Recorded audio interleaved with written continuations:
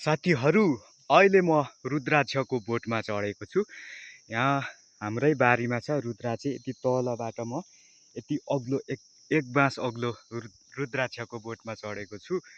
अनि यहाँ माथि र मास्तिर चाहिँ हाम्रो यो झुपडी देखिँदैछ, घर।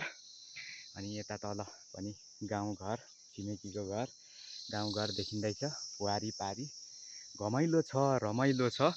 अहिले म रुद्राक्षको बोटमा चढेको छु। अनि रुद्राक्ष यस्तोरी फलिरहेको छ यहाँनिर सबैभन्दा ठुलो। अब यहाँनिर अनगिन्ती रुद्राक्षको दानाहरू छन्।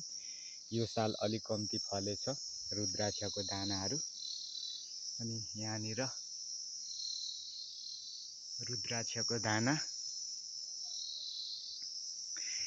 यहाँदेखि झरियो भने मरिन्छ। तर एकदम होसियारीका साथ रुद्राक्षको दानामा पसिरहेको छु। यहाँनिर हाम्रो झुपडी देखिरहेको छ। कार्तिक महिना छ, घमाइलो छ, रमाइलो छ। शीतल हावा पनि चलिरहेको छ।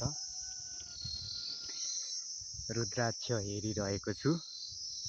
यहाँ पनि छ रुद्राक्ष, तल पनि छ। तर तल सानो सानो दाना छ, यता माथि ठुल्ठुलो दाना छ। यहाँनिर यो यहाँ माथि हाम्रो बारी, घर, अनि सुन्तला बारी, फर्सी बारी, इस्कुस बारी, मकै बारी, अनि कुटमेरोहरू, टाँकीहरू, अनि यहाँ माथि चोया बाँस। अनि यहाँ चाहिँ रुद्राक्षको एउटा बोट छ, तर अग्लो छ, एक बाँस अग्लो। अनि यहाँ म चढेको छु। यहाँनिर रुद्राक्षको दाना